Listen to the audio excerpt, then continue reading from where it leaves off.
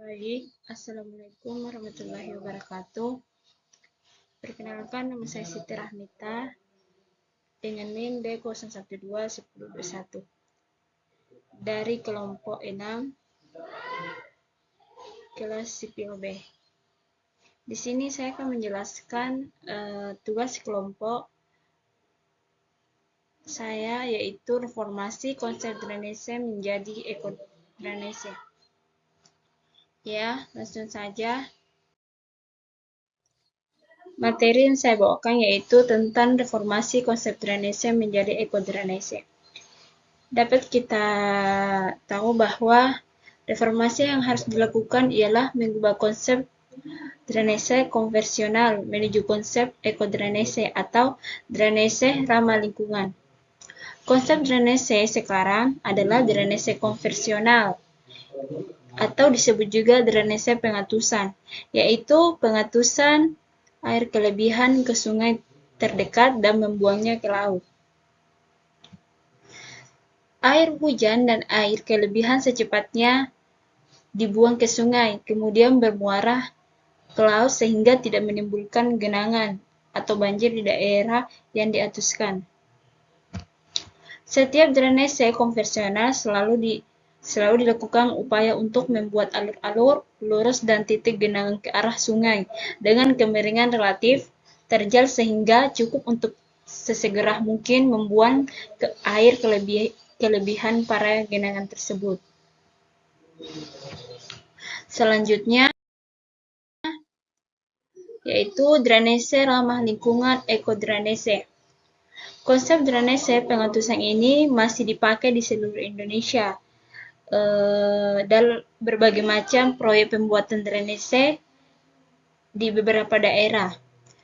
Dapat didefinisikan sebagai upaya untuk mengelola air kelebihan atau air hujan dengan berbagai metode, di antaranya yaitu menampung air hujan ke dalam tampungan buatan atau badan-badan air alamiah untuk dimanfaatkan langsung dan meresapkan air hujan ke dalam tanah dengan upaya-upaya instruktur peresapan dalam tanah, menyimpan air hujan di permukaan untuk langsung bisa digunakan atau mengalirkan ke badan air yang ada tanpa menambah beban badan air yang bersangkutan.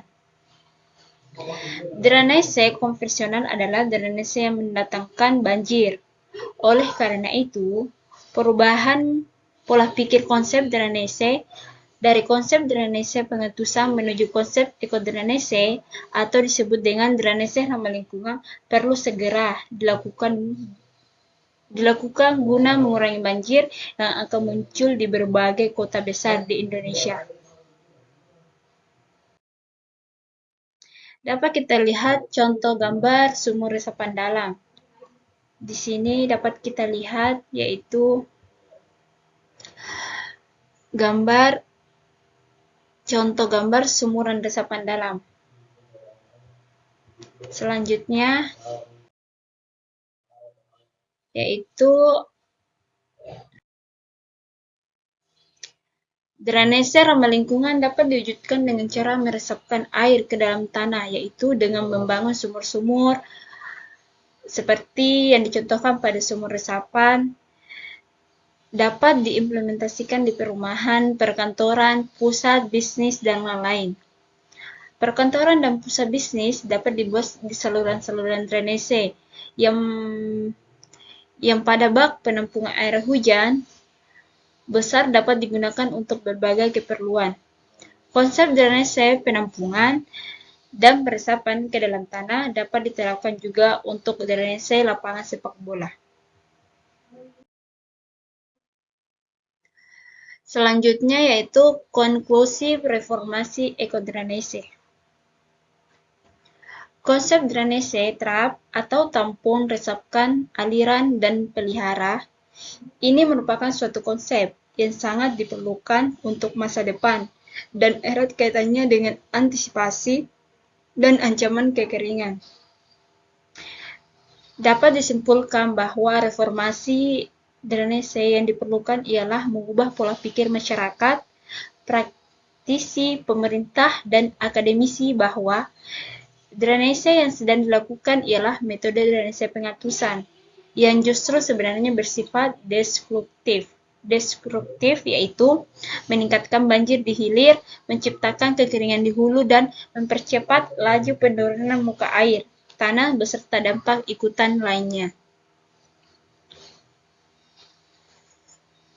Oleh karena itu, perlu dikampanyekan drainase ramah lingkungan atau metode terap yaitu drainase yang mengelola air kelebihan dengan cara ditampung untuk dipakai sebagai sumber air yang bersih, ditampung untuk menjaga lingas tanah dan meningkatkan kualitas ekologi. Diresapkan ke dalam tanah untuk meningkatkan cadangan air tanah, serta dialirkan atau diatuskan untuk menghindari genangan serta dipelihara agar berdaya guna secara berkelanjutan.